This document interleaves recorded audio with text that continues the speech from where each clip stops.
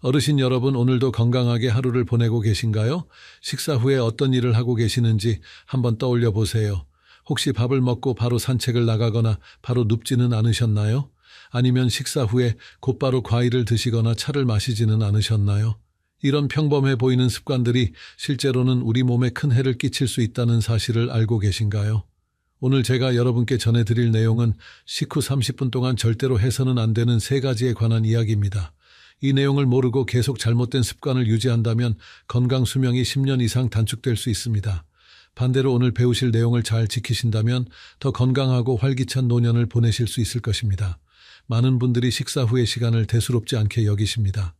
하지만 우리 몸이 음식을 소화하는 과정에서 일어나는 변화들을 제대로 이해하신다면 왜 이 시간이 그렇게 중요한지 깨달으실 수 있을 것입니다.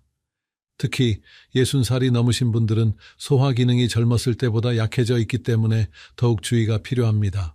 오늘 영상을 끝까지 보시면 식후 관리법을 완벽하게 터득하실 수 있을 것입니다. 또한 실제 사례를 통해 잘못된 습관이 어떤 결과를 가져오는지도 생생하게 확인하실 수 있습니다. 이 내용은 의학적 근거에 바탕을 둔 것이며 여러 연구 결과를 토대로 정리한 것입니다. 다만 이 영상의 내용은 일반적인 건강 정보 제공 목적이며 개인의 구체적인 의료 상담을 대신할 수는 없습니다. 특별한 질환이 있으시거나 복용 중인 약물이 있으시다면 반드시 담당 의사와 상담하신 후 적용하시기 바랍니다.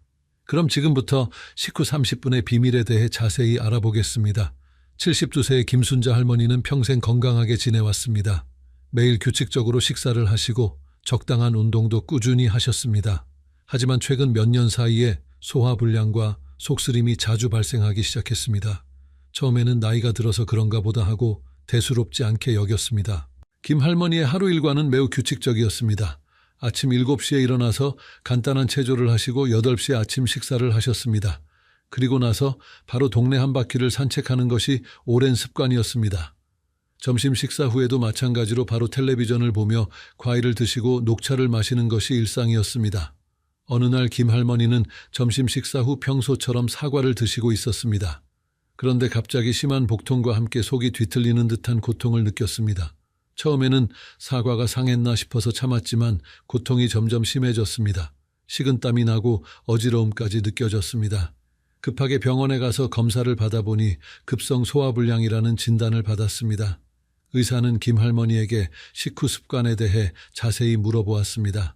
그리고 나서 김 할머니의 오랜 습관들이 문제였다는 것을 알려주었습니다. 식후 바로 운동을 하거나 과일을 먹는 것이 소화기관에 부담을 주고 있었던 것입니다. 의사의 설명을 듣고 김 할머니는 깜짝 놀랐습니다. 평생 건강에 좋다고 생각했던 습관들이 오히려 해로웠다는 사실을 처음 알게 되었기 때문입니다. 의사는 김 할머니에게 식후 30분 동안 지켜야 할 원칙들을 자세히 설명해 주었습니다. 김 할머니는 그날부터 식후 습관을 완전히 바꾸기 시작했습니다. 식사 후에는 바로 움직이지 않고 편안한 자세로 충분히 휴식을 취했습니다. 과일이나 차도 식후 최소 1시간 이후에 드시기 시작했습니다. 또한 식사 후 바로 눕지 않고 상체를 약간 세운 자세를 유지했습니다. 이런 변화를 시작한 지 한 달 후 김 할머니는 놀라운 변화를 경험했습니다. 그동안 고생했던 소화불량과 속쓰림이 거의 사라진 것입니다. 식후 불편함이 없어지니 자연스럽게 식욕도 좋아졌고 전체적인 컨디션도 훨씬 나아졌습니다. 체중도 안정적으로 유지되고 있었습니다. 김 할머니는 이제 주변 사람들에게도 올바른 식후 습관에 대해 알려주고 있습니다. 특히 같은 경로당을 다니는 친구들에게 자신의 경험을 들려주며 건강한 식후 관리법을 전파하고 있습니다. 작은 습관의 변화가 이렇게 큰 건강 개선을 가져올 수 있다는 것을 몸소 체험한 것입니다. 하지만 모든 분들이 김 할머니처럼 운이 좋지는 않습니다. 잘못된 식후 습관을 계속 유지하다가 더 심각한 문제를 겪는 경우도 있습니다. 67세 이철수 할아버지의 경우가 그런 예입니다. 이 할아버지는 평생 담배를 피우지 않았고 술도 거의 마시지 않는 건강한 생활을 해왔습니다.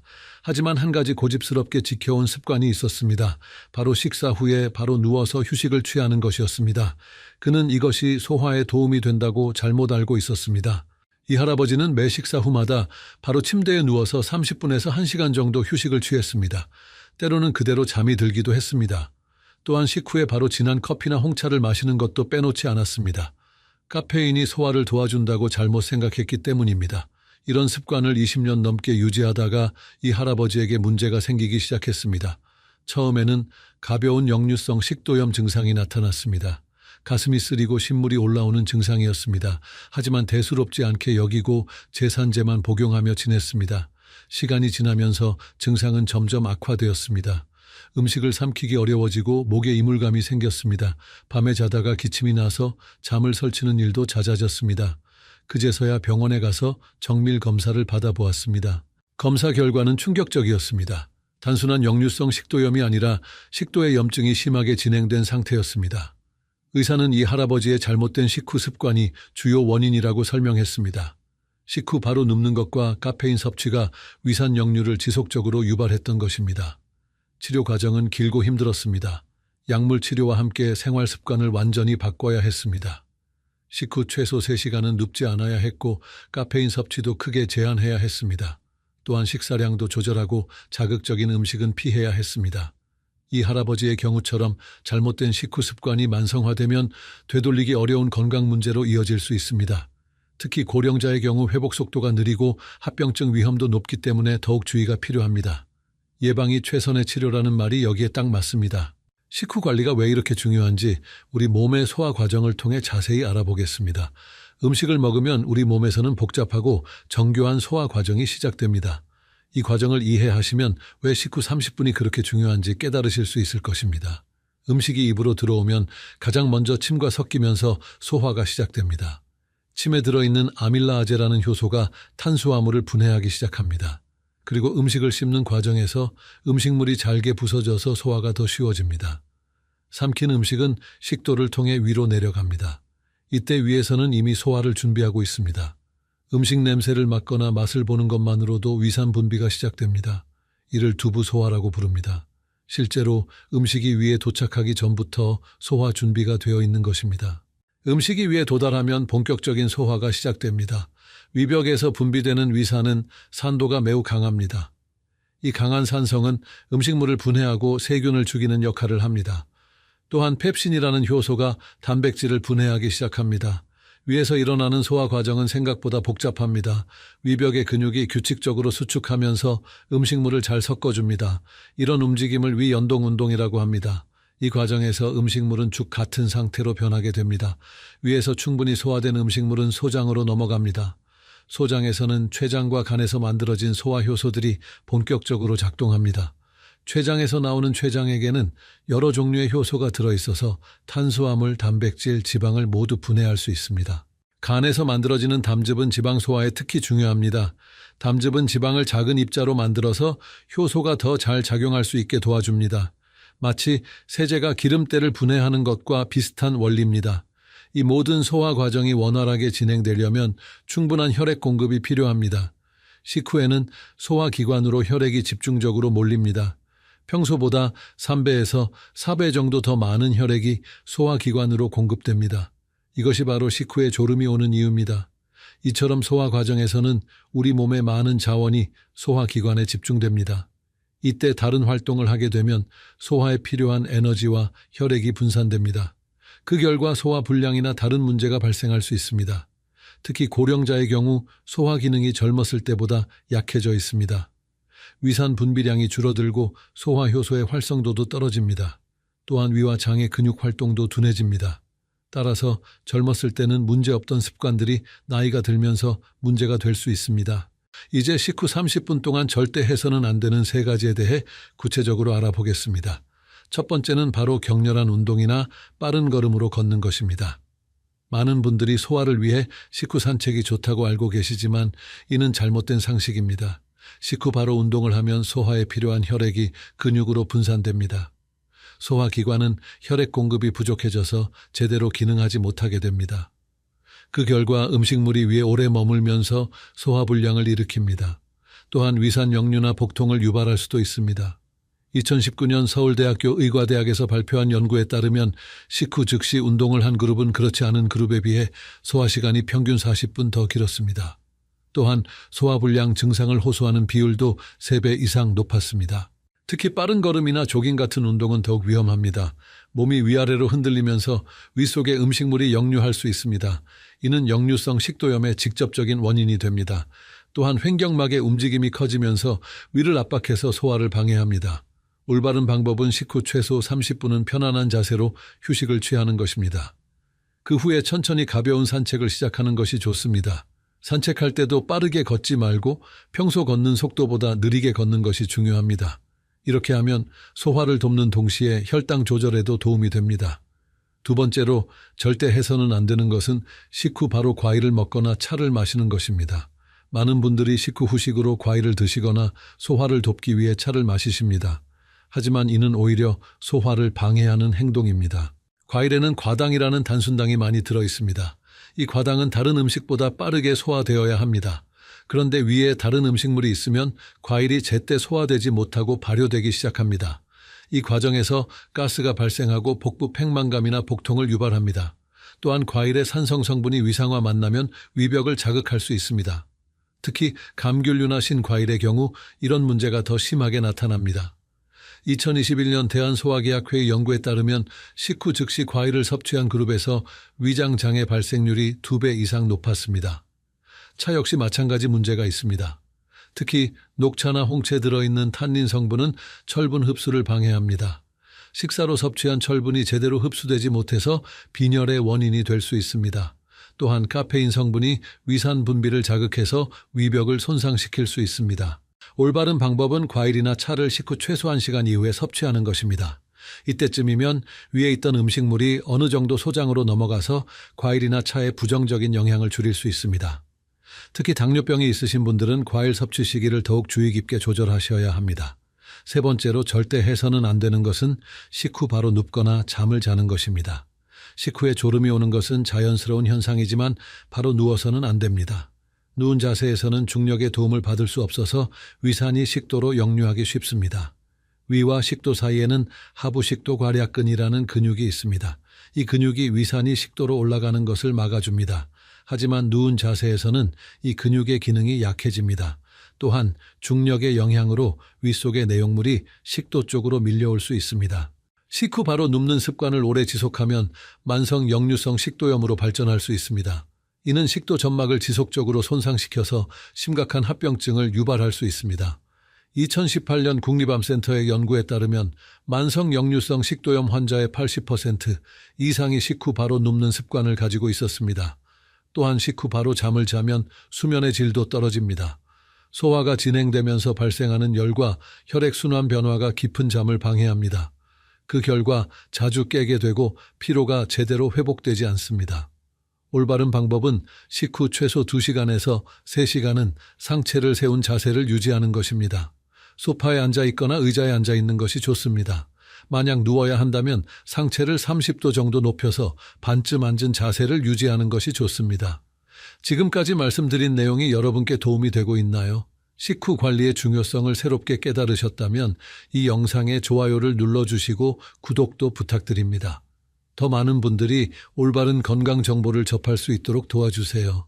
이제 계절별로 주의해야 할 식후 관리법에 대해 알아보겠습니다. 계절에 따라 우리 몸의 소화 기능도 달라지기 때문에 그에 맞는 관리가 필요합니다. 여름철에는 더위로 인해 소화 기능이 떨어지기 쉽습니다. 높은 기온과 습도는 식욕을 떨어뜨리고 소화 효소의 활성을 감소시킵니다.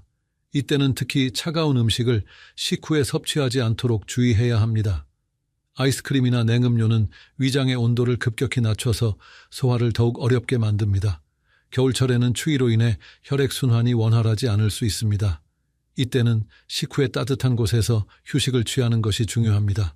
하지만 너무 뜨거운 음식이나 음료는 피하는 것이 좋습니다. 위벽을 자극해서 염증을 유발할 수 있기 때문입니다. 봄과 가을에는 비교적 소화 기능이 안정적입니다. 하지만 환절기에는 면역력이 떨어지기 쉬우므로 더욱 주의 깊은 식후 관리가 필요합니다. 특히 알레르기가 있으신 분들은 식후 증상이 악화될 수 있으므로 평소보다 더 조심스럽게 관리하셔야 합니다. 만성 질환이 있으신 분들은 더욱 세심한 주의가 필요합니다. 당뇨병이 있으신 분들은 식후 혈당 관리가 매우 중요합니다. 식후 바로 운동을 하면 혈당이 급격히 떨어질 수 있어 위험합니다. 반대로 바로 누우면 혈당이 오래 높은 상태로 유지될 수 있습니다. 고혈압이 있으신 분들도 식후 관리가 중요합니다. 식후에는 혈압이 일시적으로 떨어지는 식후 저혈압이 발생할 수 있습니다. 이때 갑자기 일어나거나 움직이면 어지러움이나 실신을 일으킬 수 있습니다. 따라서 식후에는 천천히 움직이고 충분한 휴식을 취하는 것이 중요합니다. 심장 질환이 있으신 분들은 식후 심장에 부담을 주지 않는 것이 중요합니다. 식후에는 심장 박동수가 증가하고 혈액 순환량도 늘어납니다. 이때 무리한 활동을 하면 심장에 과부하를 줄 수 있습니다. 따라서 식후 최소 1시간은 안정을 취하는 것이 좋습니다. 약물을 복용하시는 분들도 식후 관리에 주의가 필요합니다. 일부 약물은 식후 복용 시 효과가 달라질 수 있습니다. 또한 소화 과정에서 약물의 흡수율이 변할 수 있습니다. 따라서 복용 중인 약물에 대해 의사나 약사와 상담하시는 것이 좋습니다. 이제 여러분들이 자주 궁금해하시는 질문들에 대해 답변해 드리겠습니다. 첫 번째 질문은 식후 얼마나 기다려야 운동을 할 수 있느냐는 것입니다.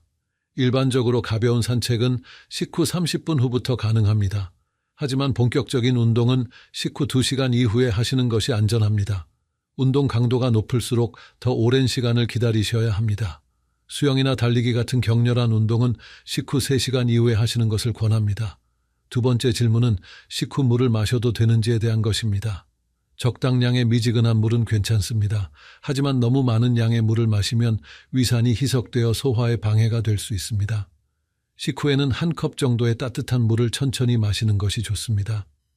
차가운 물이나 탄산음료는 피하시는 것이 좋습니다. 세 번째 질문은 식후 바로 양치질을 해도 되는지에 대한 것입니다. 식후 바로 양치질을 하는 것은 권하지 않습니다. 식사 후에는 입안이 산성으로 변하는데 이때 바로 양치질을 하면 치아 표면이 손상될 수 있습니다. 식후 최소 30분 후에 양치질을 하시거나 물로 입을 헹구는 정도가 좋습니다. 네 번째 질문은 식후 약을 복용해도 되는지에 대한 것입니다. 이는 약물의 종류에 따라 다릅니다. 일부 약물은 식후 복용이 권장되고 일부는 공복 복용이 좋습니다.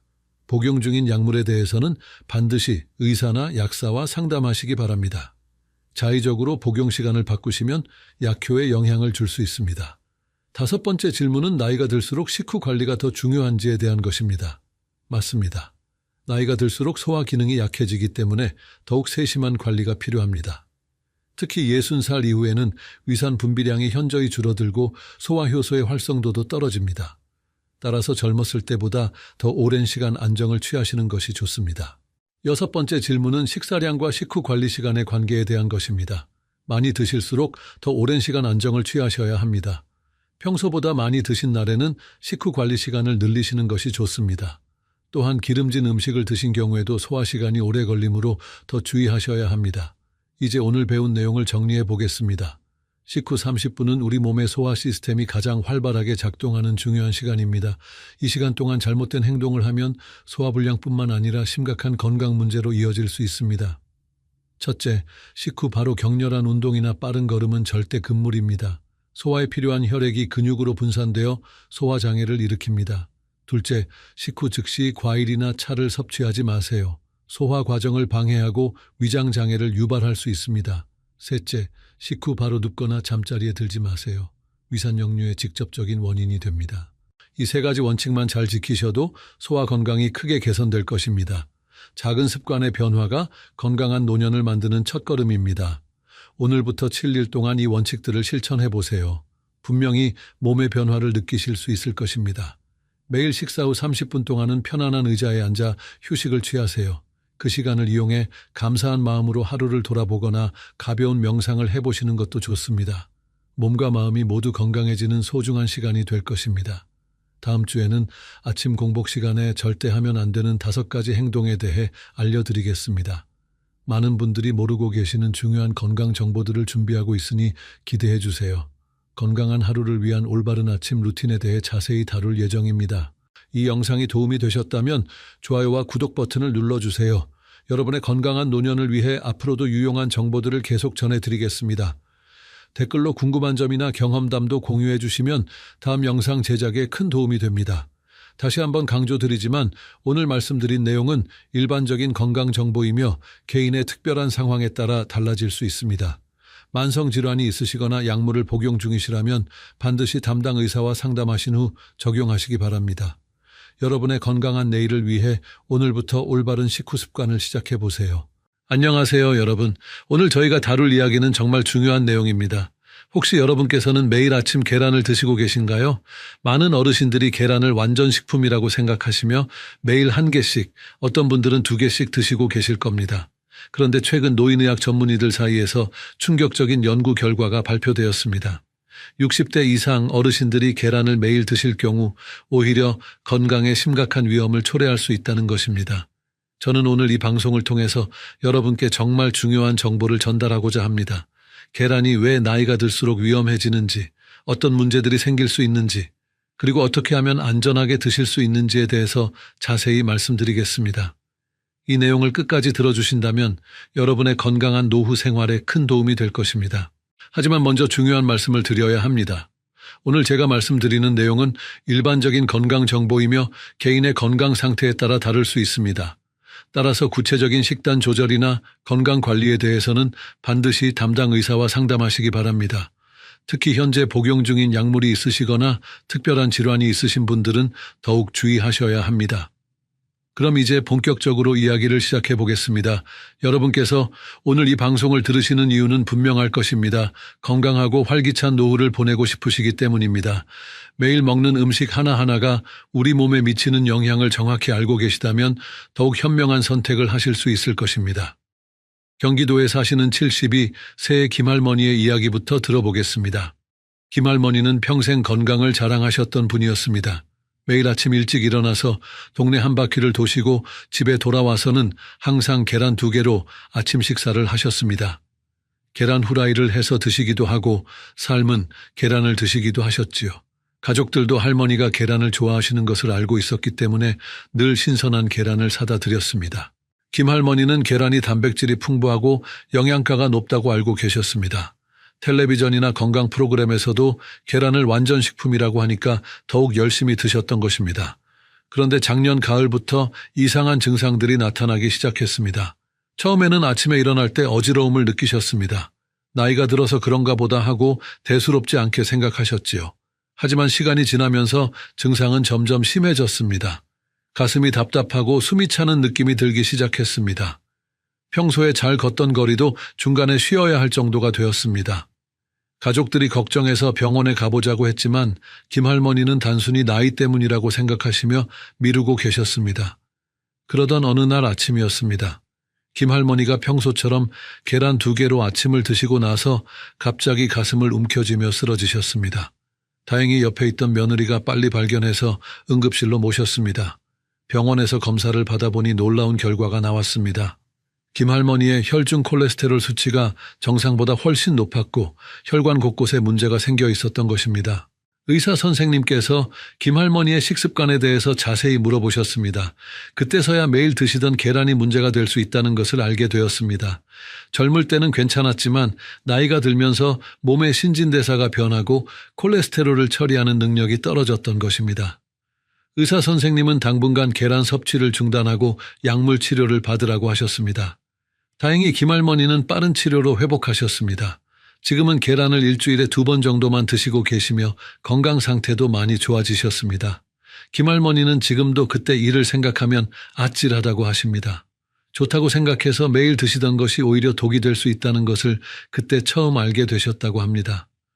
이번에는 반대의 경우를 말씀드리겠습니다. 서울에 사시는 68세 박할아버지의 이야기입니다. 박할아버지는 김할머니와는 다른 상황이었습니다. 박할아버지도 평소에 계란을 매일 드시고 계셨는데 어느 날부터인가 소화가 잘 안 되기 시작하셨습니다. 계란을 드시고 나면 속이 더부룩하고 때로는 설사를 하시기도 했습니다. 박할아버지는 처음에 단순히 소화불량 정도로 생각하셨습니다. 소화제를 드시면서 계속 계란을 드셨지요. 하지만 증상은 점점 심해졌습니다. 계란을 드시고 나면 몇 시간 동안 속이 아프고 메스꺼움을 느끼셨습니다. 가족들이 걱정해서 다른 음식을 권해도 박할아버지는 계란이 몸에 좋다는 생각에 계속 드시려고 하셨습니다. 결국 어느 날 심한 복통으로 응급실에 가시게 되었습니다. 검사 결과 담석이 발견되었습니다. 의사 선생님은 박할아버지의 나이와 식습관을 고려할 때 매일 드시던 계란이 담석 형성에 영향을 주었을 가능성이 크다고 말씀하셨습니다. 나이가 들면서 담즙의 구성이 변하고 콜레스테롤이 많은 음식을 매일 드시면 담석이 생기기 쉽다는 것이었습니다. 박할아버지는 수술을 받으셔야 했습니다. 다행히 수술은 성공적으로 끝났지만 회복하는 데 오랜 시간이 걸렸습니다. 70 가까운 나이에 수술을 받으시느라 몸과 마음이 많이 힘드셨습니다. 박할아버지는 지금 계란을 완전히 끊으셨고 대신 다른 단백질 음식들을 드시고 계십니다. 박할아버지의 사연에서 중요한 것은 증상이 나타났을 때 빨리 대처하지 못했다는 점입니다. 소화불량이나 복통 같은 증상들을 단순하게 생각하고 넘어가신 것이 문제를 키웠습니다. 만약 처음 증상이 나타났을 때 병원에 가서 정확한 진단을 받으셨다면 수술까지는 하지 않아도 되었을지도 모릅니다. 이제 왜 나이가 들면서 계란이 위험해지는지에 대해서 자세히 설명드리겠습니다. 먼저 우리 몸의 변화부터 이해해야 합니다. 나이가 들면서 우리 몸은 여러 가지 변화를 겪습니다. 가장 중요한 변화 중 하나가 바로 신진대사의 변화입니다. 젊을 때는 음식을 먹으면 빨리 소화되고 필요한 영양소는 흡수되며 필요 없는 것들은 빨리 배출되었습니다. 하지만 60대가 되면서부터는 이런 과정들이 모두 느려집니다. 특히 콜레스테롤을 처리하는 능력이 현저히 떨어집니다. 간에서 콜레스테롤을 분해하는 효소의 활동이 줄어들고 혈관에서 콜레스테롤을 제거하는 능력도 약해집니다. 이런 상황에서 콜레스테롤이 많이 들어있는 계란을 매일 드시면 혈액 속에 콜레스테롤이 쌓이게 됩니다. 계란 하나에는 약 200mg의 콜레스테롤이 들어있습니다. 이것은 하루 권장량의 3분의 2에 해당하는 양입니다. 젊은 사람들에게는 문제가 되지 않지만 신진대사가 느려진 어르신들에게는 부담이 될 수 있습니다. 특히 매일 2개씩 드신다면 하루 권장량을 훨씬 초과하게 됩니다. 또 다른 문제는 소화 능력의 변화입니다. 나이가 들면서 위산 분비가 줄어들고 소화효소의 활동도 약해집니다. 계란의 단백질은 비교적 소화하기 어려운 편인데 소화 능력이 떨어진 상태에서 매일 드시면 소화 불량이나 복통을 일으킬 수 있습니다. 특히 계란을 삶거나 기름에 튀겨서 드시면 더욱 소화가 어려워집니다. 담즙의 변화도 중요한 문제입니다. 나이가 들면서 담즙의 구성이 변하고 콜레스테롤의 비율이 높아집니다. 이런 상황에서 콜레스테롤이 많은 음식을 계속 드시면 담석이 생기기 쉽습니다. 담석은 한번 생기면 심한 통증을 일으키고 경우에 따라서는 수술이 필요할 수도 있습니다. 혈당 조절 능력의 변화도 고려해야 합니다.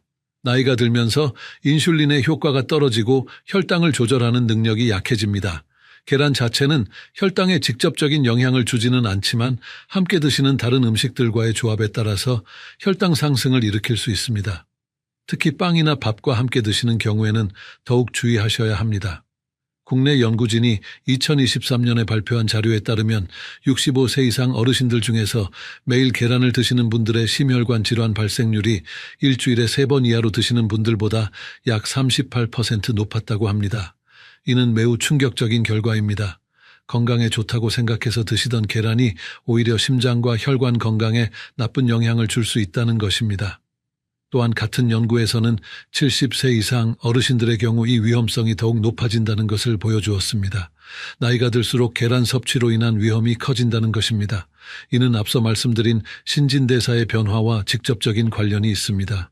미국의 한 대학에서 진행한 장기 추적 연구에서도 비슷한 결과가 나왔습니다. 60세 이상 성인 3만 명을 15년간 추적 관찰한 결과 매일 계란을 드시는 분들의 뇌졸중 발생률이 그렇지 않은 분들보다 25% 높았다고 합니다. 특히 여성의 경우 이 위험성이 더욱 높게 나타났습니다. 그렇다면 계란을 완전히 끊어야 할까요? 그렇지는 않습니다. 계란은 여전히 좋은 단백질 공급원이고 여러 가지 영양소를 함유하고 있습니다. 문제는 드시는 방법과 양입니다. 올바른 방법으로 적절한 양을 드신다면 건강에 도움이 될 수 있습니다. 첫 번째 해결책은 섭취 빈도를 조절하는 것입니다. 매일 드시던 것을 일주일에 3번 정도로 줄이시는 것이 좋습니다. 이렇게 하시면 콜레스테롤 섭취량을 크게 줄일 수 있으면서도 필요한 단백질은 충분히 섭취하실 수 있습니다. 계란을 드시지 않는 날에는 다른 단백질 음식들로 대체하시면 됩니다. 두부나 콩류는 훌륭한 식물성 단백질 공급원입니다. 특히 두부는 소화하기 쉽고 콜레스테롤이 전혀 없어서 어르신들에게 매우 좋습니다. 된장국에 두부를 넣어서 드시거나 두부 조림을 해서 드시면 맛도 좋고 영양도 풍부합니다. 콩나물이나 숙주나물 같은 콩류도 단백질이 풍부하면서 소화가 잘 됩니다. 생선도 좋은 대안입니다. 특히 등푸른 생선들은 오메가3 지방산이 풍부해서 혈관 건강에 도움이 됩니다. 고등어나 꽁치, 삼치 같은 생선들을 구워서 드시거나 졸여서 드시면 좋습니다. 다만 짠 것은 피하시고 싱겁게 조리해서 드시는 것이 중요합니다. 닭가슴살이나 살코기도 좋은 단백질 공급원입니다. 기름기를 제거하고 삶거나 찌는 방법으로 조리하시면 소화도 잘 되고 콜레스테롤 섭취량도 줄일 수 있습니다. 닭가슴살을 삶아서 찢어서 샐러드에 넣어 드시거나 죽에 넣어서 드시는 것도 좋은 방법입니다. 두 번째 해결책은 조리 방법을 바꾸는 것입니다. 계란을 드실 때는 가능한 한 기름을 적게 사용하시는 것이 좋습니다. 계란 후라이보다는 삶은 계란이나 찐 계란이 더 건강합니다. 기름에 튀기면 칼로리도 높아지고 소화도 어려워집니다. 특히 오래된 기름이나 여러 번 사용한 기름은 건강에 해로울 수 있으니 주의하셔야 합니다. 물에 삶은 계란은 가장 건강한 조리 방법입니다. 소금을 조금 넣고 끓는 물에 8분에서 10분 정도 삶으시면 됩니다. 너무 오래 삶으면 단백질이 변성되어 소화가 어려워질 수 있으니 적당한 시간을 지키시는 것이 중요합니다. 삶은 계란은 그대로 드셔도 되고 샐러드에 넣어서 드셔도 좋습니다. 계란찜도 좋은 방법입니다. 계란을 풀어서 물이나 우유를 조금 넣고 찜통에 쪄서 만드시면 부드럽고 소화하기 쉽습니다. 여기에 야채를 넣으시면 영양도 더욱 풍부해집니다. 당근이나 시금치, 버섯 같은 야채들을 잘게 다져서 넣으시면 맛도 좋고 건강에도 도움이 됩니다. 반숙 계란도 소화하기 쉬운 조리 방법입니다. 끓는 물에 서너 분 정도만 삶아서 노른자가 반 정도 익은 상태로 드시면 됩니다. 이렇게 하면 단백질의 변성을 최소화할 수 있고 소화도 잘 됩니다. 다만 날계란에 가까움으로 신선한 계란을 사용하시는 것이 중요합니다. 세 번째 해결책은 함께 드시는 음식을 조절하는 것입니다. 계란을 드실 때는 야채와 함께 드시는 것이 좋습니다. 섬유질이 풍부한 야채들은 콜레스테롤의 흡수를 줄여주고 포만감도 높여줍니다. 상추나 양배추, 오이 같은 생야채와 함께 드시면 더욱 좋습니다. 토마토도 계란과 궁합이 좋은 음식입니다. 토마토에 들어있는 라이코펜은 항산화 작용을 해서 혈관 건강에 도움이 됩니다. 계란과 토마토를 함께 볶아서 드시거나 계란에 토마토를 곁들여서 드시면 영양의 균형도 맞추고 맛도 좋습니다. 하지만 토마토를 익혀서 드시는 것이 생으로 드시는 것보다 라이코펜 흡수에 더 좋습니다. 아보카도도 좋은 조합입니다. 아보카도에는 불포화 지방산이 풍부해서 콜레스테롤 수치를 개선하는 데 도움이 됩니다. 삶은 계란과 아보카도를 함께 으깨서 샐러드로 만들어 드시면 맛도 좋고 영양도 균형 잡힙니다. 하지만 아보카도는 칼로리가 높으므로 적당량만 드시는 것이 좋습니다. 현미나 귀리 같은 통곡물과 함께 드시는 것도 좋습니다. 통곡물에 들어있는 섬유질과 비타민 B 복합체는 콜레스테롤 대사를 도와줍니다. 현미밥에 계란을 올려서 드시거나 귀리죽에 계란을 넣어서 드시면 건강한 한 끼 식사가 됩니다. 반대로 피해야 할 조합도 있습니다. 베이컨이나 소시지 같은 가공육과 함께 드시는 것은 좋지 않습니다. 이런 음식들은 이미 콜레스테롤과 나트륨이 많이 들어있어서 계란과 함께 드시면 심혈관 건강에 더욱 나쁜 영향을 줄 수 있습니다. 또한 버터나 마가린을 많이 사용한 빵과 함께 드시는 것도 피하시는 것이 좋습니다. 설탕을 많이 넣은 음료와 함께 드시는 것도 좋지 않습니다. 단순당은 혈당을 급격히 올려서 인슐린 저항성을 증가시킬 수 있습니다. 계란을 드실 때는 물이나 무가당차를 함께 드시는 것이 좋습니다. 녹차나 홍차는 항산화 성분이 풍부해서 건강에도 도움이 됩니다. 이제 계절별로 주의할 점들에 대해서 말씀드리겠습니다. 여름철에는 계란의 보관에 특히 주의하셔야 합니다. 기온이 높고 습도가 높은 여름에는 계란이 쉽게 상할 수 있습니다. 상한 계란을 드시면 식중독에 걸릴 수 있고 특히 어르신들에게는 더욱 위험할 수 있습니다. 계란은 반드시 냉장고에 보관하시고 껍질에 금이 간 것은 드시지 마세요. 여름철에는 또한 식욕이 떨어져서 계란만 드시는 경우가 있는데 이는 좋지 않습니다. 다른 영양소의 섭취가 부족해질 수 있고 수분 부족으로 인해 콜레스테롤 농도가 더욱 높아질 수 있습니다. 여름철에는 수분을 충분히 섭취하시고 다양한 음식을 골고루 드시는 것이 중요합니다. 겨울철에는 활동량이 줄어들어서 신진대사가 더욱 느려집니다. 이런 시기에 계란을 많이 드시면 콜레스테롤이 더 쉽게 쌓일 수 있습니다. 겨울철에는 계란 섭취량을 더욱 줄이시고 대신 따뜻한 국물 요리나 찜 요리를 드시는 것이 좋습니다. 또한 실내에서라도 가벼운 운동을 꼭 하시기 바랍니다. 봄과 가을은 비교적 계란을 드시기에 좋은 계절입니다. 하지만 환절기에는 면역력이 떨어지기 쉬우므로 계란과 함께 비타민이 풍부한 과일이나 야채를 더 많이 드시는 것이 좋습니다. 특히 비타민C가 풍부한 음식들은 면역력 강화에 도움이 됩니다. 질환별 주의사항도 중요합니다. 당뇨병이 있으신 분들은 계란을 드실 때 더욱 주의하셔야 합니다. 계란 자체는 혈당에 직접적인 영향을 주지 않지만 함께 드시는 음식에 따라서 혈당이 올라갈 수 있습니다. 특히 빵이나 밥과 함께 드시면 혈당 상승이 더 클 수 있으니 주의하세요. 고혈압이 있으신 분들은 계란을 조리할 때 소금 사용을 최소화하셔야 합니다. 계란 자체에도 나트륨이 어느 정도 들어있으므로 추가로 소금을 많이 넣지 마세요. 대신 허브나 향신료를 사용해서 맛을 내시는 것이 좋습니다. 후추나 파슬리, 바질 같은 것들을 사용하면 맛도 좋고 건강에도 도움이 됩니다. 콜레스테롤 수치가 높으신 분들은 계란 흰자만 드시는 것을 고려해 보세요. 계란의 콜레스테롤은 대부분 노른자에 들어 있습니다. 흰자는 콜레스테롤이 거의 없으면서도 양질의 단백질이 풍부합니다. 흰자만 사용해서 스크럼블을 만들거나 흰자로만 계란찜을 만드실 수 있습니다. 신장 질환이 있으신 분들은 단백질 섭취량을 조절해야 하므로 계란 섭취에 더욱 신중하셔야 합니다.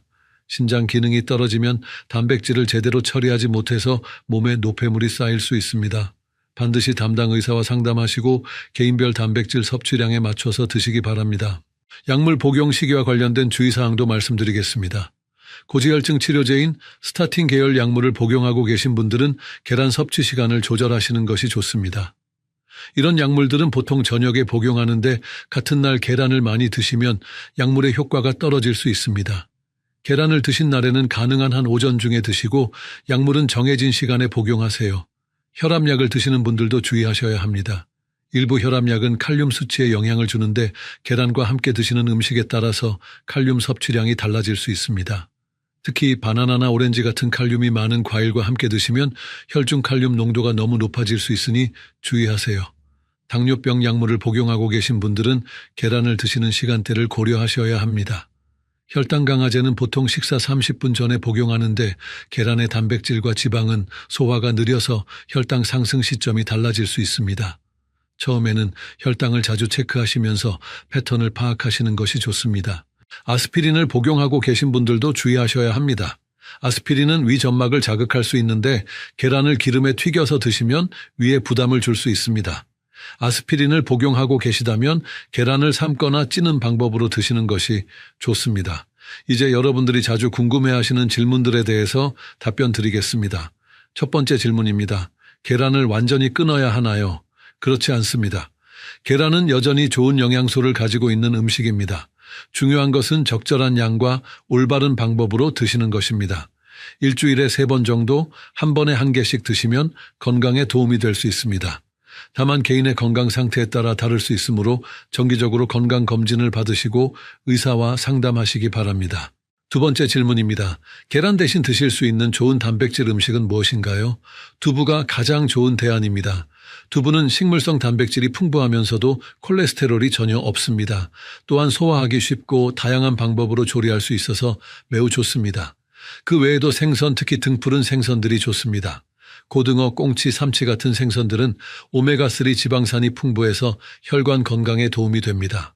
닭가슴살도 좋은 대안입니다. 기름기를 제거하고 삶거나 찌는 방법으로 조리하면 소화도 잘 되고 단백질도 충분히 섭취할 수 있습니다. 콩류도 훌륭한 선택입니다. 검은콩, 대두, 완두콩 등은 모두 좋은 식물성 단백질 공급원입니다. 이런 음식들을 번갈아가며 드시면 영양의 균형도 맞추고 맛의 변화도 줄 수 있습니다. 세 번째 질문입니다. 계란 흰자만 드시면 괜찮은가요? 네, 훨씬 안전합니다. 계란의 콜레스테롤은 대부분 노른자에 들어있고 흰자는 거의 없습니다. 흰자는 순수한 단백질이라고 볼 수 있어서 콜레스테롤 걱정 없이 드실 수 있습니다. 흰자만으로도 스크럼블이나 계란찜을 만들 수 있고 맛도 나쁘지 않습니다. 다만 노른자에 들어있는 일부 영양소는 섭취하지 못하게 되므로 다른 음식으로 보충하시는 것이 좋습니다. 네 번째 질문입니다. 유정란과 무정란 중 어느 것이 더 좋은가요? 영양학적으로는 큰 차이가 없습니다. 유정란이 더 비싸고 자연스럽다는 이미지가 있지만 실제 영양 성분은 거의 같습니다. 더 중요한 것은 신선도입니다. 유정란이든 무정란이든 신선한 것을 선택하시고 올바르게 보관하시는 것이 중요합니다. 계란을 고르실 때는 껍질에 금이 가지 않았는지 표면이 깨끗한지 확인하시고 구입 후에는 바로 냉장 보관하세요. 이제 오늘 배운 내용을 정리해 보겠습니다. 첫째, 60세 이상 어르신들에게는 매일 계란을 드시는 것이 건강에 위험할 수 있습니다. 나이가 들면서 콜레스테롤을 처리하는 능력이 떨어지기 때문입니다. 둘째, 계란을 완전히 끊을 필요는 없지만 일주일에 3번 정도로 줄이시고 조리 방법도 기름을 적게 사용하는 방향으로 바꾸셔야 합니다. 셋째, 계란 대신 두부나 생선, 콩류 같은 다른 단백질 음식들을 골고루 드시는 것이 더 건강합니다. 여러분께 7일 도전을 제안드립니다. 이번 주부터 계란을 매일 드시던 습관을 바꿔보세요. 월요일, 수요일, 금요일에만 계란을 드시고 나머지 날에는 두부나 생선으로 대체해보세요. 계란을 드실 때는 삶거나 찌는 방법을 사용하시고 야채와 함께 드시기 바랍니다. 일주일 후에 몸의 변화를 관찰해보세요. 소화가 더 편해지고 몸이 가벼워지는 것을 느끼실 수 있을 것입니다. 또한 이 기간 동안 혈압이나 혈당을 체크하실 수 있다면 더욱 좋습니다. 변화를 수치로 확인하시면 더욱 동기부여가 될 것입니다. 가족들에게도 이런 변화를 알려주시고 함께 건강한 식습관을 만들어 가시기 바랍니다. 지금까지 이 영상이 도움이 되셨다면 좋아요 버튼을 눌러주시고 구독도 꼭 부탁드립니다. 여러분의 건강한 노후를 위해서 앞으로도 유용한 정보들을 계속 전해드리겠습니다. 다음 주에는 어르신들이 꼭 알아야 할 또 다른 중요한 주제를 다룰 예정입니다.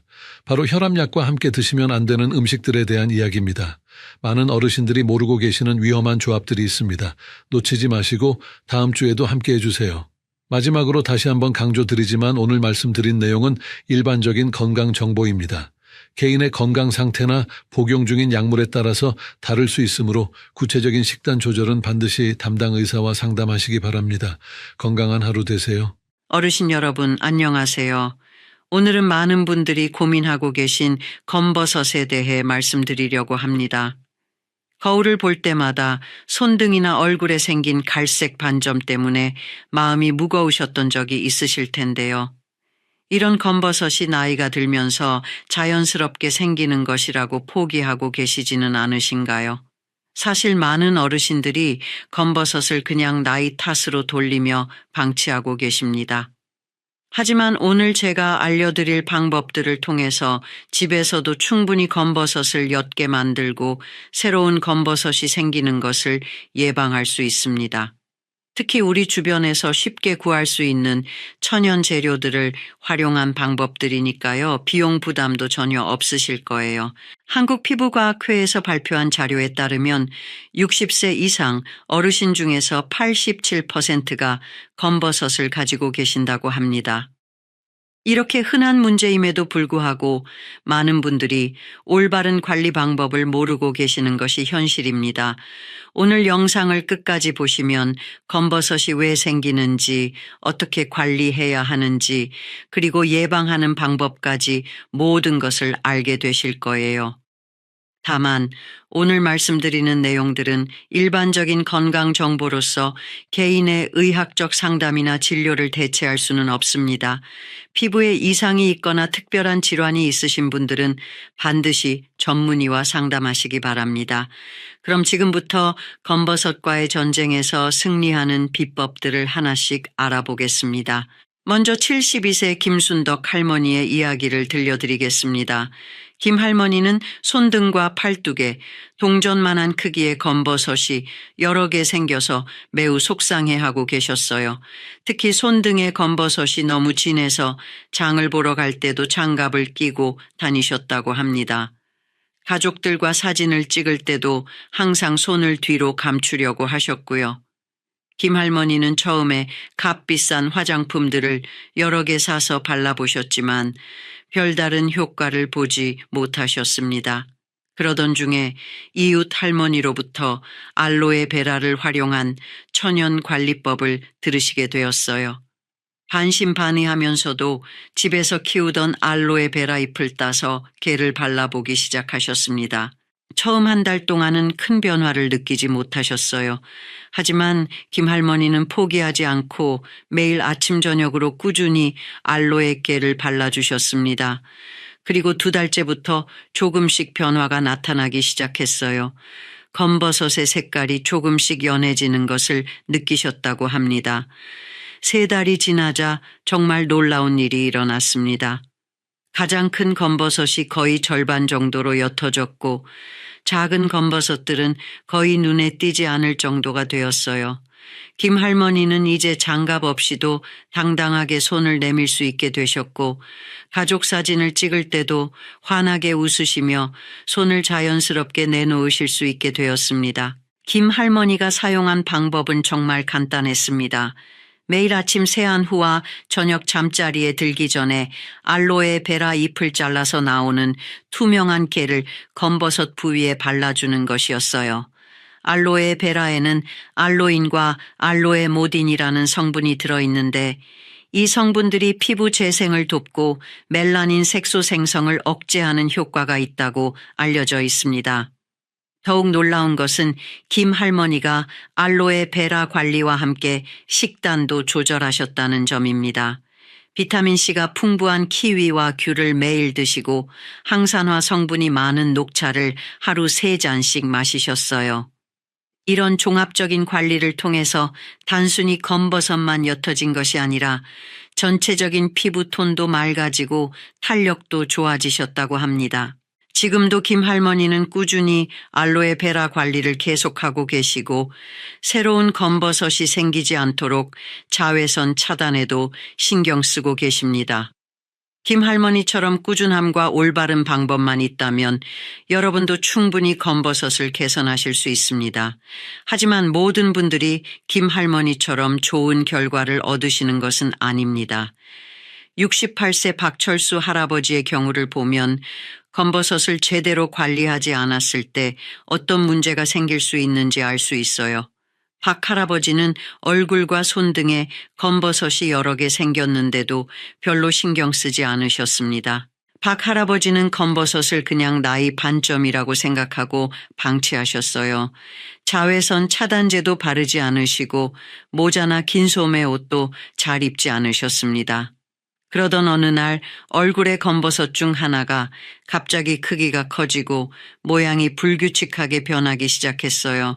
처음에는 그냥 검버섯이 조금 커진 것이라고 생각하고 넘어가셨습니다. 하지만 몇 주가 지나면서 그 부위가 가렵고 따끔거리기 시작했어요. 가족들이 걱정해서 병원에 가보자고 했지만 박 할아버지는 대수롭지 않게 여기고 계속 미루셨습니다. 결국 몇 달 후에 그 부위에서 피가 나고 상처가 생기면서 참을 수 없을 정도가 되어서야 병원을 찾으셨어요. 의사 선생님의 진단 결과는 충격적이었습니다. 단순한 검버섯이 아니라 피부암의 전 단계인 광성악화증으로 발전한 것이었거든요. 다행히 조기에 발견해서 치료를 받을 수 있었지만 만약 더 늦었다면 악성 피부암으로 발전할 수도 있었던 상황이었습니다. 박 할아버지는 이후에 정기적으로 피부과 검진을 받고 계시고 자외선 차단과 피부 관리에 매우 신경 쓰고 계십니다. 박 할아버지의 사례에서 알 수 있듯이 검버섯을 단순히 미용상의 문제로만 생각해서는 안 됩니다.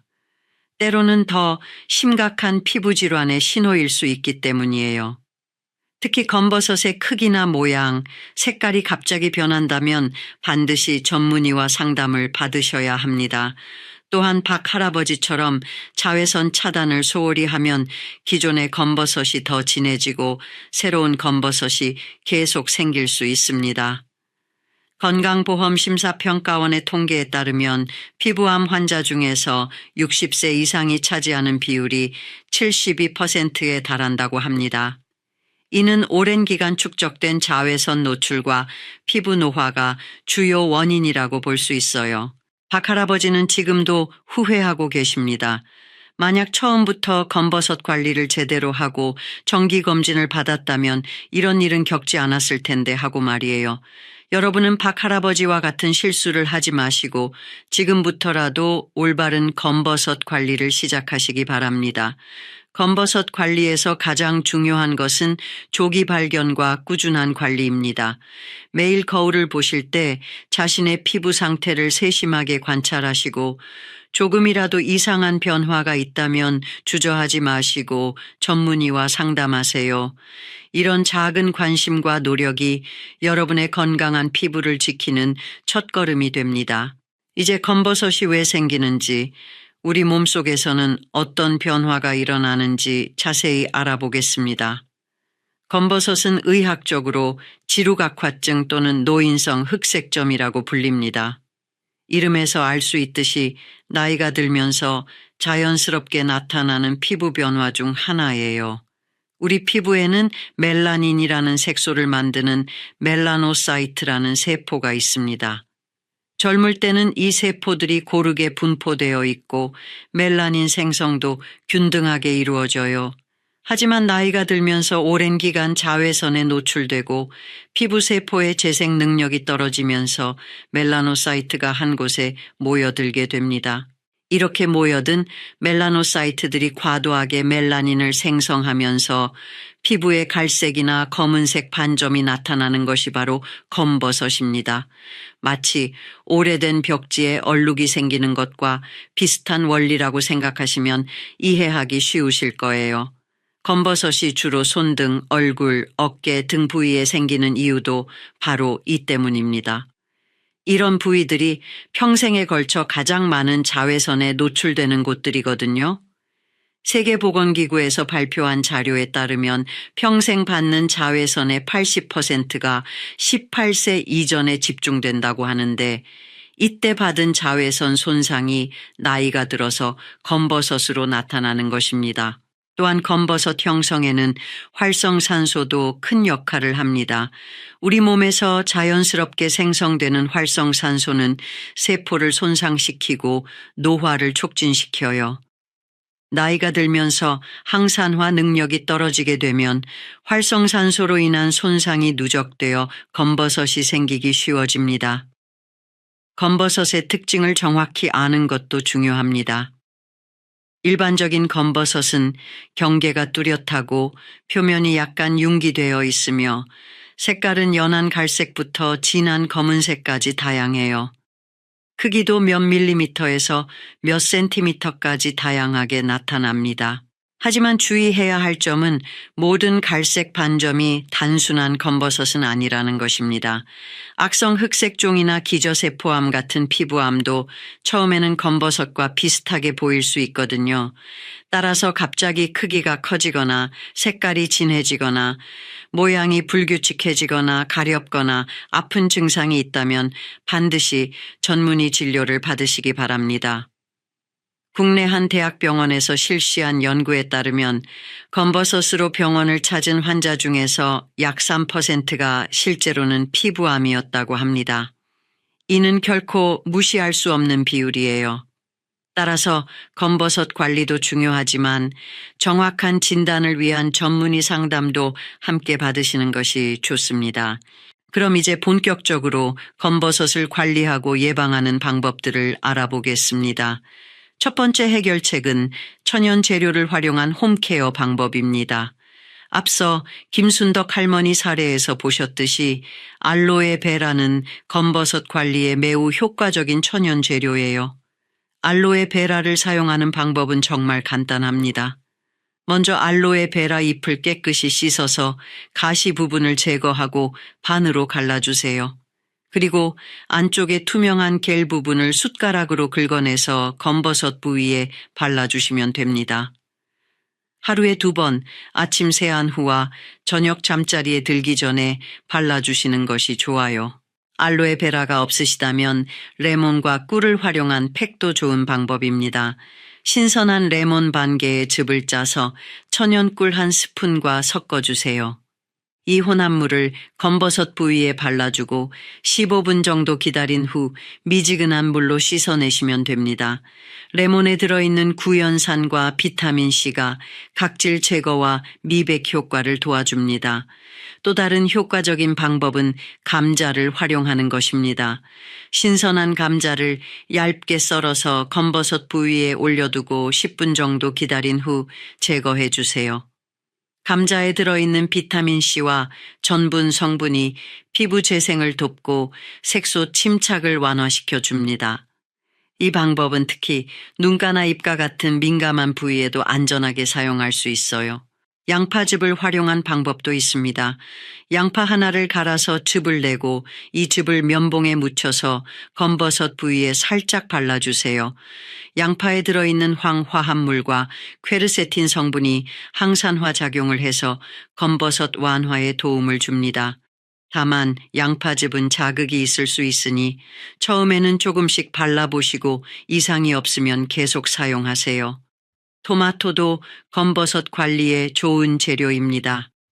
익은 토마토를 으깨서 검버섯 부위에 발라주고 20분 정도 기다린 후 씻어내세요. 토마토의 풍부한 라이코펜 성분이 강력한 항산화 작용을 해서 피부 손상을 회복시키고 새로운 검버섯 생성을 예방해 줍니다. 이런 천연 재료들을 사용할 때 주의할 점이 있습니다. 먼저 패치 테스트를 해보세요. 팔 안쪽 같은 민감하지 않은 부위에 조금 발라보고 이상 반응이 없는지 확인한 후 사용하시기 바랍니다. 또한 이런 천연 재료들은 즉각적인 효과를 기대하기보다는 최소 2-3달 이상 꾸준히 사용해야 효과를 볼 수 있다는 점을 기억해 주세요. 두 번째 해결책은 올바른 식단 관리입니다. 우리가 먹는 음식이 피부 건강에 미치는 영향은 생각보다 훨씬 큽니다. 특히 항산화 성분이 풍부한 음식들을 꾸준히 섭취하면 검버섯 예방과 개선에 큰 도움이 됩니다. 비타민C가 풍부한 과일들을 매일 드세요. 키위 한 개에는 하루 필요한 비타민C의 100%가 들어있고 귤 2개 정도면 하루 권장량을 충족할 수 있어요. 딸기, 파인애플, 오렌지도 비타민C가 풍부한 과일들입니다. 이런 과일들을 하루에 2-3번 나누어서 드시면 체내 항산화 능력을 높일 수 있습니다. 녹차도 검버섯 관리에 매우 좋은 음료입니다. 녹차에 들어있는 카테킨 성분은 강력한 항산화 작용을 해서 활성산소로부터 피부를 보호해 줍니다. 하루에 3-4잔 정도의 녹차를 마시면 피부 건강뿐만 아니라 전체적인 건강 개선에도 도움이 됩니다. 다만 카페인에 민감하신 분들은 오후에는 드시지 않는 것이 좋아요. 베타카로틴이 풍부한 채소들도 꼭 드세요. 당근, 단호박, 고구마, 시금치 같은 주황색이나 짙은 녹색 채소들에는 베타카로틴이 풍부하게 들어있어요. 베타카로틴은 체내에서 비타민 A로 전환되어 피부 재생을 돕고 멜라닌 생성을 조절하는 역할을 합니다. 견과류도 검버섯 예방에 도움이 됩니다. 아몬드, 호두, 브라질너트에는 비타민 E와 셀레늄 같은 항산화 성분이 풍부하게 들어있어요. 하루에 한 줌 정도의 견과류를 간식으로 드시면 피부 건강에 좋습니다. 다만 견과류는 칼로리가 높으니 적당량만 드시는 것이 중요해요. 콩류와 생선도 검버섯 관리에 도움이 되는 음식들입니다. 콩에 들어있는 이소플라본 성분은 피부 탄력을 유지하고 콜라겐 생성을 촉진시켜 줍니다. 또한 등푸른 생선에 풍부한 오메가3 지방산은 피부 염증을 줄이고 건강한 피부를 유지하는 데 도움을 줍니다. 물을 충분히 마시는 것도 매우 중요합니다. 하루에 최소 8잔 이상의 물을 마셔서 체내 노폐물을 배출하고 피부에 수분을 공급해 주세요. 물 대신 당분이 많은 음료를 마시면 오히려 피부 노화를 촉진시킬 수 있으니 주의하시기 바랍니다. 반대로 피해야 할 음식들도 있습니다. 설탕이나 정제된 탄수화물이 많은 음식들은 체내 염증을 증가시키고 피부 노화를 촉진시킵니다. 또한 과도한 음주나 흡연은 활성산소 생성을 늘려서 검버섯 형성을 촉진시키니 되도록 피하시는 것이 좋아요. 이 세 번째 해결책은 생활습관 개선입니다. 아무리 좋은 음식을 먹고 천연팩을 해도 생활습관이 잘못되어 있다면 효과를 보기 어렵습니다. 가장 중요한 것은 자외선 차단입니다. 많은 어르신들이 자외선 차단제는 젊은 사람들만 바르는 것이라고 생각하시는데 이는 잘못된 인식입니다.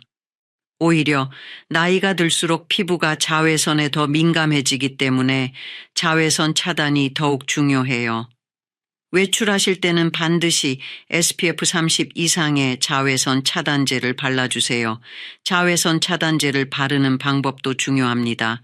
얼굴의 경우 동전 크기 정도의 양을 발라야 하고 손등이나 팔 같은 부위에도 꼼꼼히 발라주세요. 또한 2~3시간마다 덧발라주는 것이 좋습니다. 흐린 날에도 자외선은 구름을 뚫고 들어오니까 날씨와 상관없이 매일 발라주시기 바랍니다. 모자나 긴 소매 옷을 활용하는 것도 좋은 방법입니다. 특히 오전 10시부터 오후 4시까지는 자외선이 가장 강한 시간대이니 이 시간에 외출하실 때는 더욱 주의하세요.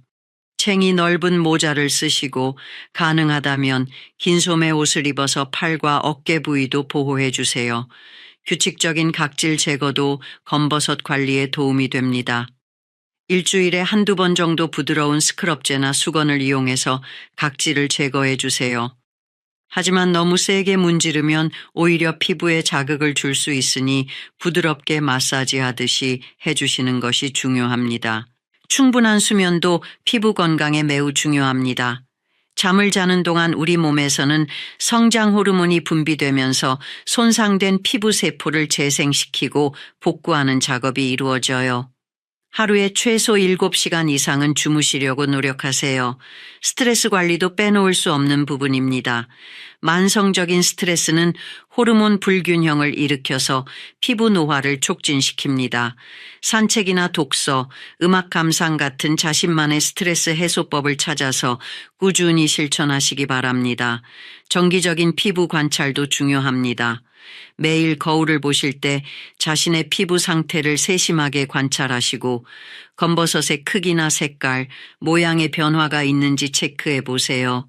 변화가 있다면 주저하지 마시고 피부과 전문의와 상담을 받으시기 바랍니다. 지금까지 말씀드린 3가지 해결책을 정리해 보면 천연 재료를 활용한 홈케어, 올바른 식단 관리, 그리고 생활 습관 개선입니다.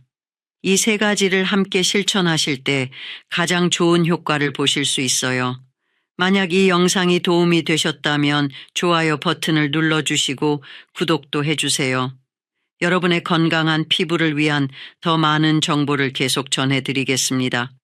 이제 계절별로 주의해야 할 점들과 약물 복용 시 유의사항에 대해 말씀드리겠습니다. 검버섯 관리는 계절에 따라 조금씩 다른 접근이 필요해요. 먼저 봄철에는 자외선 양이 급격히 증가하는 시기이므로 자외선 차단에 특별히 신경 써야 합니다. 봄에는 꽃가루나 미세먼지 때문에 피부가 예민해지기 쉬워요. 이런 외부 자극 물질들이 피부에 염증을 일으키면 검버섯이 더 진해질 수 있습니다. 외출 후에는 반드시 깨끗하게 세안하시고 순한 보습제를 발라서 피부 장벽을 강화해 주세요.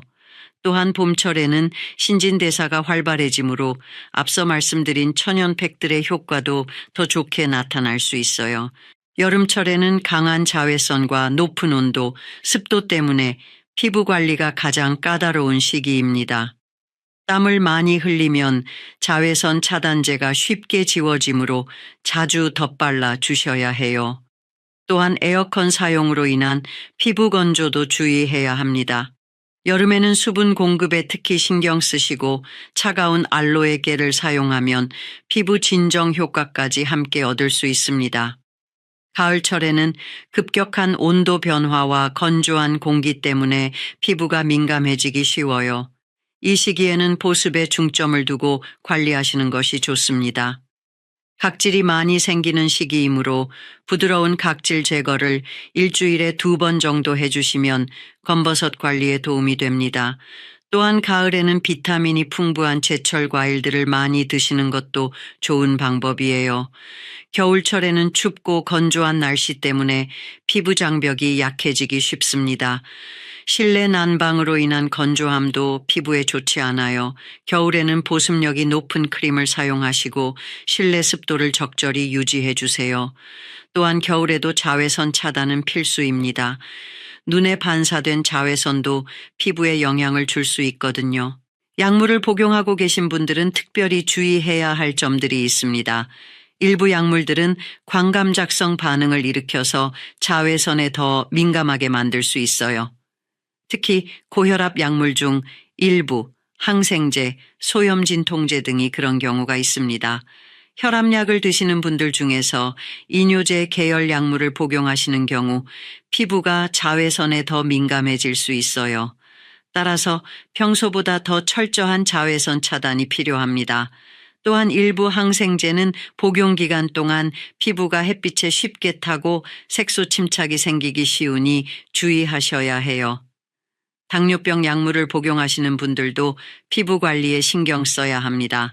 당뇨병이 있으면 상처 치유가 늦어지고 감염 위험이 높아지므로 검버섯 부위를 긁거나 자극하지 않도록 주의하세요. 또한 혈당 조절이 잘 되지 않으면 피부 노화가 촉진될 수 있으니 약물 복용과 함께 식단 관리도 철저히 하시기 바랍니다. 아스피린이나 와파린 같은 혈액 희석제를 복용하시는 분들은 피부에 상처가 생겼을 때 출혈이 오래 지속될 수 있어요. 따라서 검버섯 부위를 관리할 때 너무 세게 문지르거나 자극적인 제품을 사용하지 마시고 부드럽게 관리해 주세요. 스테로이드 계열 약물을 장기간 복용하시는 분들은 피부가 얇아지고 상처 치유가 늦어질 수 있습니다. 이런 경우에는 천연 재료를 사용한 팩도 조심스럽게 적용하시고 처음에는 짧은 시간 동안만 사용해 보시기 바랍니다. 갑상선 약물을 복용하시는 분들도 주의가 필요해요. 갑상선 기능에 이상이 있으면 피부 재생 능력이 떨어지고 색소 침착이 쉽게 생길 수 있습니다. 따라서 약물 복용과 함께 꾸준한 피부 관리가 더욱 중요합니다. 어떤 약물이든 새로 복용을 시작하시거나 기존 약물을 변경하실 때는 담당 의사 선생님께 피부 관련 부작용에 대해 문의해 보세요. 또한 검버섯 관리를 위해 새로운 제품이나 방법을 시도하실 때도 복용 중인 약물과의 상호작용 가능성을 고려하시기 바랍니다.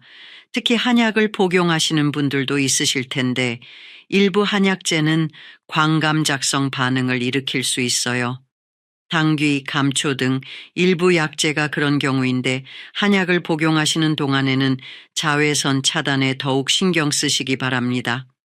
이제 여러분들이 자주 궁금해하시는 질문들에 대해 답변 드리겠습니다.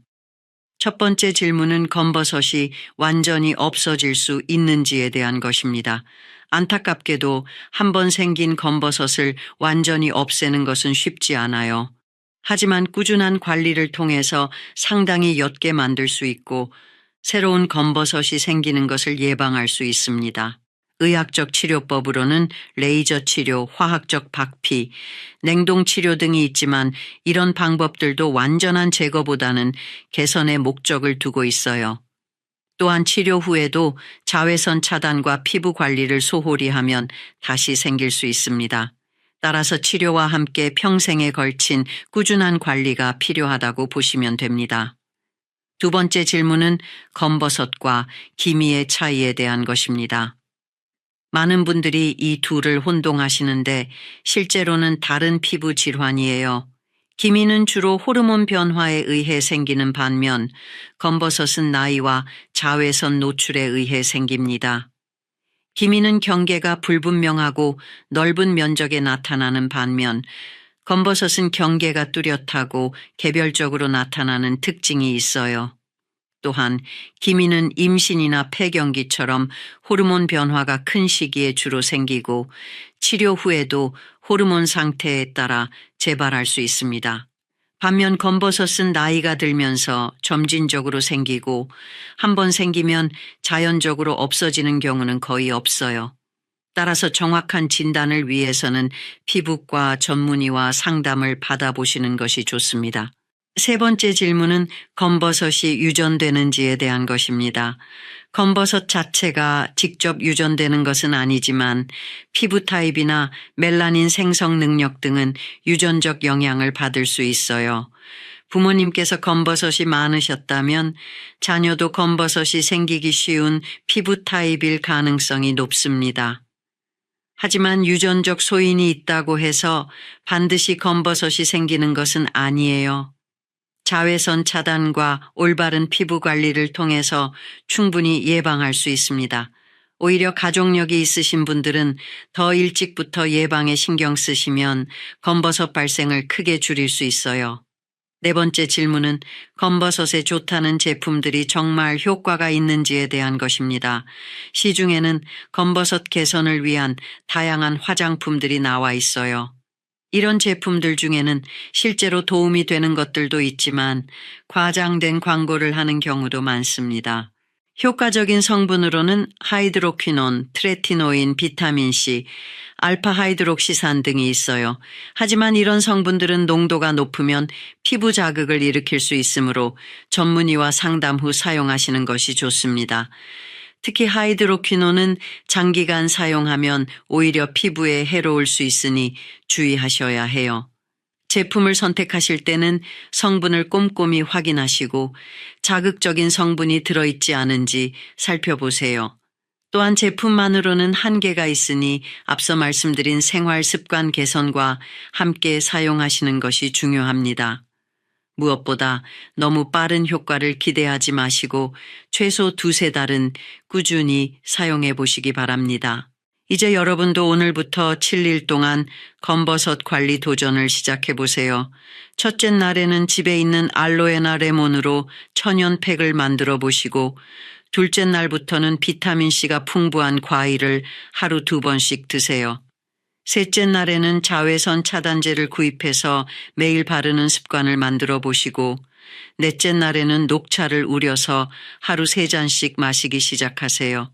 다섯째 날에는 거울을 보며 자신의 피부 상태를 자세히 관찰하고 사진으로 기록해 두시고 여섯째 날에는 충분한 수분 섭취와 함께 감자나 토마토 마스크를 해보세요.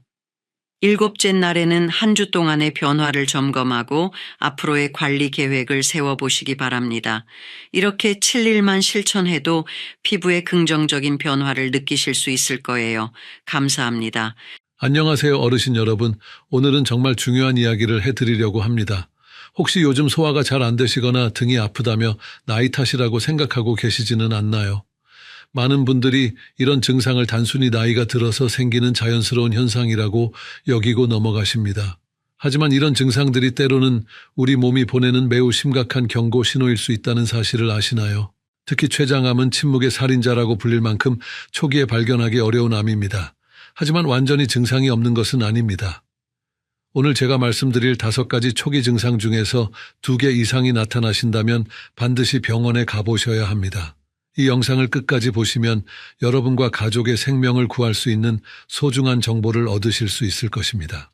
국가암 등록 통계에 따르면 2022년 한 해 동안 우리나라에서 췌장암으로 진단받은 환자는 8,900명에 달합니다.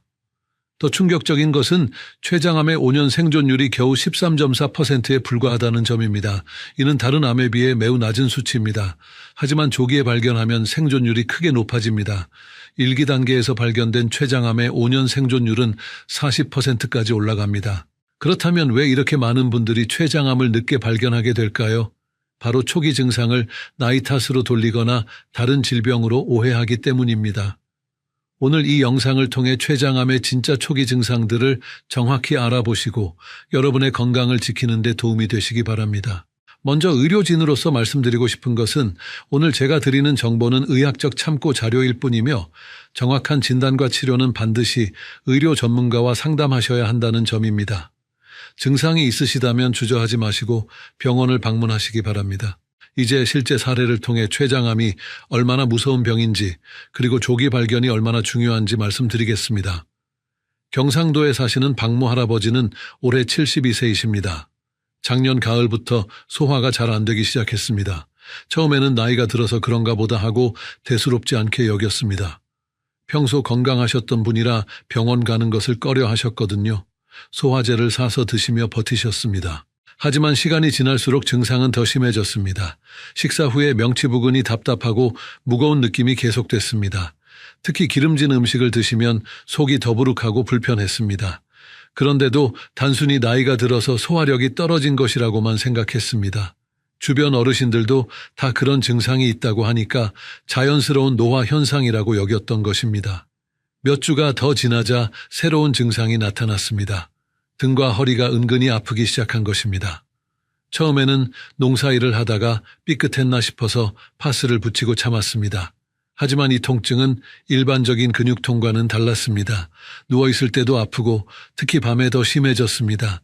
진통제를 먹어도 잘 듣지 않았습니다. 그러던 어느 날 아침 박 할아버지는 거울을 보다가 깜짝 놀랐습니다. 눈의 흰자위가 노랗게 변해 있었던 것입니다. 소변 색깔도 평소보다 훨씬 진했습니다. 이제야 뭔가 심각하다는 것을 느끼셨습니다. 가족들의 권유로 급하게 병원에 갔습니다. 검사 결과는 충격적이었습니다. 췌장암 3기였습니다. 이미 주변 장기로 전이가 시작된 상태였습니다. 의사 선생님은 만약 처음 소화불량 증상이 나타났을 때 병원에 왔다면 1기에서 발견할 수 있었을 것이라고 말씀하셨습니다. 하지만 이미 늦었습니다. 박 할아버지는 즉시 항암 치료를 시작했습니다. 가족들은 모든 희망을 걸고 최선을 다해 치료를 받았습니다. 하지만 췌장암은 진행 속도가 매우 빠릅니다. 치료에도 불구하고 상태는 점점 악화됐습니다. 식욕이 떨어지고 체중이 급격히 감소했습니다. 통증도 더욱 심해져서 일상생활이 어려워졌습니다. 결국 첫 증상이 나타난 지 겨우 9개월 만에 박 할아버지는 세상을 떠나셨습니다. 가족들은 처음 소화불량이 시작됐을 때 좀 더 일찍 병원에 갔더라면 하는 후회로 가슴이 아팠습니다. 단순히 나이 탓이라고 넘겼던 그 증상들이 사실은 췌장암의 초기 신호였던 것입니다. 이런 안타까운 일이 더 이상 일어나지 않았으면 좋겠습니다. 그래서 오늘 이 영상을 준비했습니다. 지금 이 영상이 도움이 되신다면 구독과 좋아요 버튼을 눌러주시고 주변의 어르신들께도 꼭 공유해 주시기 바랍니다. 하지만 반대로 조기에 발견해서 성공적으로 치료받으신 분의 사례도 있습니다. 부산에 사시는 김모 할머니의 이야기입니다. 김 할머니는 68세이시고 평소 건강관리에 관심이 많으신 분입니다. 작년 봄부터 식후에 속이 더부룩한 증상이 나타나기 시작했습니다. 처음에는 나이가 들어서 그런가 보다 하고 넘어가려 했습니다. 하지만 며칠 더 지켜보니 증상이 계속됐습니다. 특히 기름진 음식을 드신 후에는 소화가 더 안 됐습니다. 평소 좋아하시던 삼겹살이나 튀김 요리를 드시면 속이 무겁고 불편했습니다. 그런데 김 할머니는 다른 분들과 달리 이런 변화를 예민하게 받아들이셨습니다.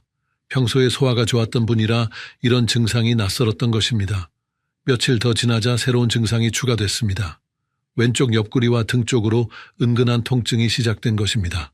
이 통증은 특별한 자세에서 더 심해지는 것 같았습니다. 앞으로 숙이거나 누웠을 때 더 아팠습니다. 단순한 근육통과는 다른 양상이었습니다.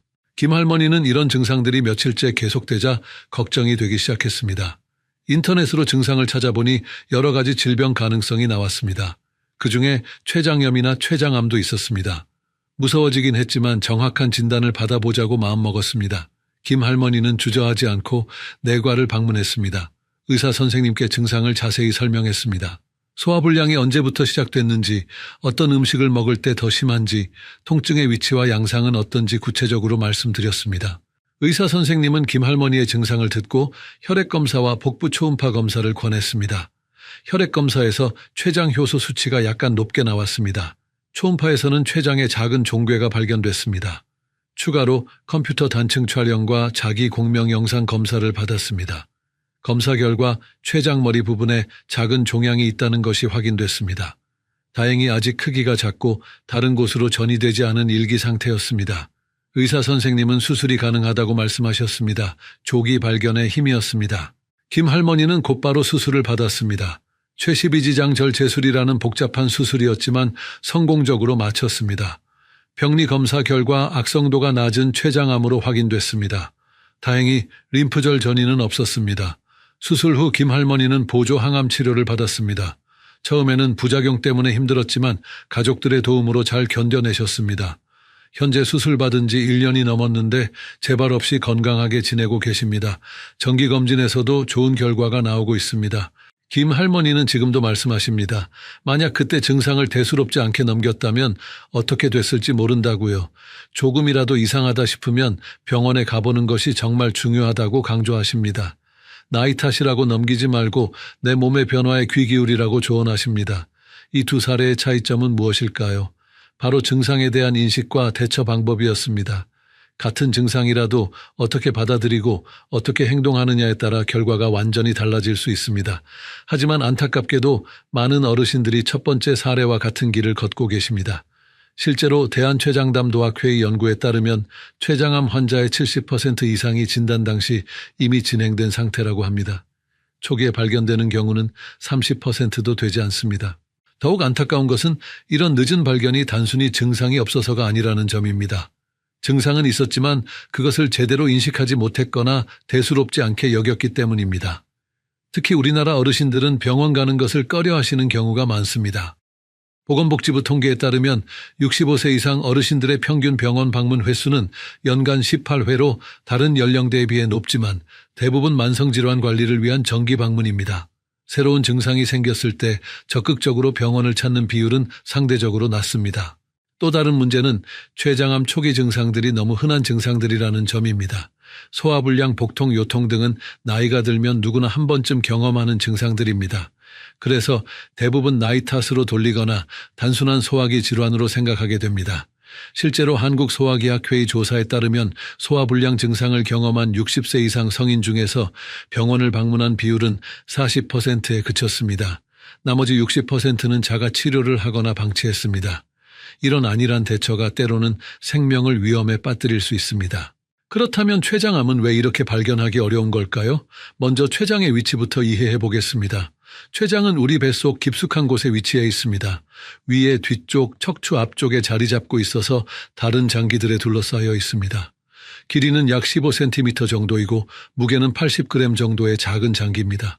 하지만 이 작은 장기가 우리 몸에서 하는 일은 매우 중요합니다. 췌장은 두 가지 중요한 기능을 합니다. 첫째는 소화효소를 만드는 것입니다. 탄수화물, 단백질, 지방을 소화시키는 효소들을 만들어서 십이지장으로 보냅니다. 둘째는 혈당을 조절하는 호르몬인 인슐린과 글루카곤을 만드는 것입니다. 췌장암이 생기면 이런 기능들이 점점 떨어집니다. 소화효소가 제대로 만들어지지 않으면 소화불량이 생깁니다. 특히 지방 소화가 잘 안 되면서 기름진 음식을 먹었을 때 속이 불편해집니다. 이것이 췌장암의 첫 번째 증상인 소화불량의 원리입니다. 또한 췌장에 종양이 생기면 주변 신경을 압박하게 됩니다. 췌장 주변에는 복강신경총이라는 중요한 신경다발이 있습니다. 종양이 이 신경을 누르면서 복부와 등 쪽으로 통증이 나타납니다.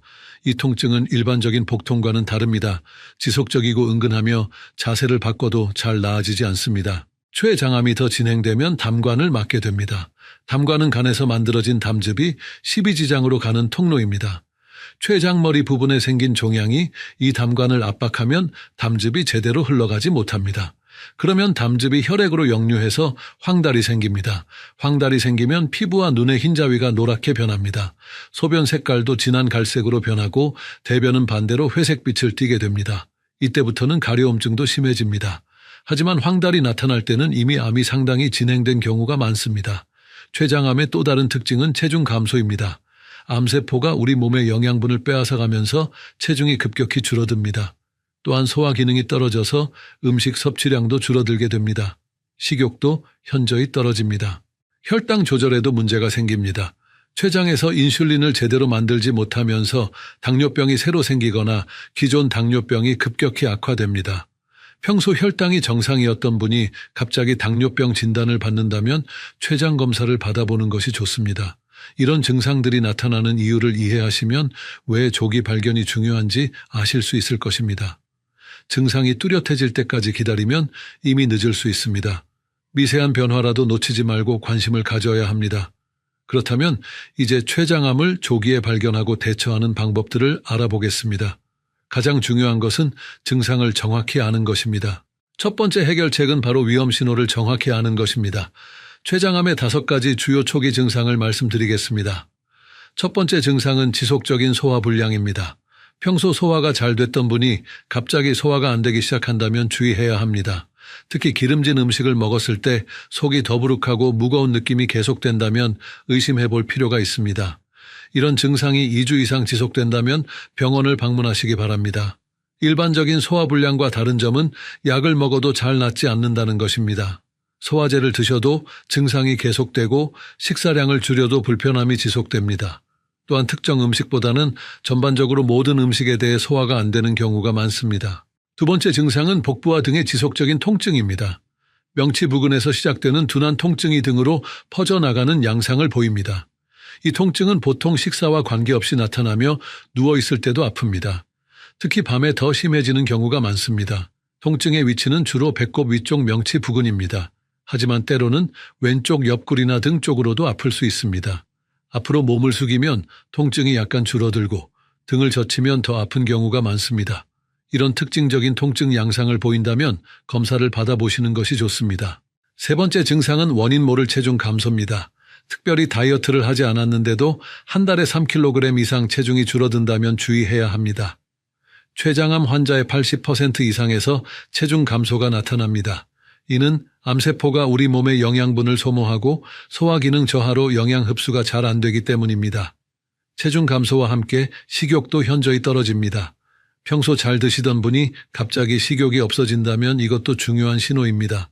음식 냄새만 맡아도 구역질이 나거나 조금만 먹어도 배가 부르다고 느끼는 경우도 있습니다. 네 번째 증상은 새로 생긴 당뇨병이나 기존 당뇨병의 급격한 악화입니다. 평생 혈당이 정상이었던 분이 갑자기 당뇨병 진단을 받는다면 췌장 검사를 받아보시는 것이 좋습니다. 특히 50세 이후에 새로 생긴 당뇨병은 더욱 주의 깊게 봐야 합니다. 기존에 당뇨병이 있으셨던 분들도 마찬가지입니다. 평소 잘 조절되던 혈당이 갑자기 조절이 안 되기 시작한다면 췌장에 문제가 생겼을 가능성을 생각해 봐야 합니다. 인슐린 용량을 늘려도 혈당이 잘 조절되지 않는 경우도 의심 증상 중 하나입니다. 다섯 번째 증상은 황달입니다. 피부와 눈의 흰자위가 노랗게 변하는 것입니다. 소변 색깔도 진한 갈색으로 변하고 대변은 회색빛을 띠게 됩니다. 몸 전체에 가려움증도 생깁니다. 하지만 황달은 비교적 늦게 나타나는 증상이므로 이 증상이 나타나기 전에 발견하는 것이 중요합니다. 이 5가지 증상 중에서 2개 이상이 동시에 나타난다면 반드시 병원을 방문하셔야 합니다. 특히 소화불량과 복부 통증이 함께 나타나거나 체중 감소와 함께 다른 증상이 동반된다면 더욱 주의해야 합니다. 두 번째 해결책은 정기적인 건강검진과 적절한 검사를 받는 것입니다. 췌장암은 일반적인 건강검진으로는 발견하기 어렵습니다. 기본 건강검진에 포함된 복부 초음파만으로는 췌장을 완전히 관찰하기 어렵기 때문입니다. 췌장은 위치가 깊숙하고 위나 대장의 가스 때문에 잘 보이지 않는 경우가 많습니다. 따라서 위험 요인이 있거나 의심 증상이 있다면 전문적인 검사를 받아야 합니다.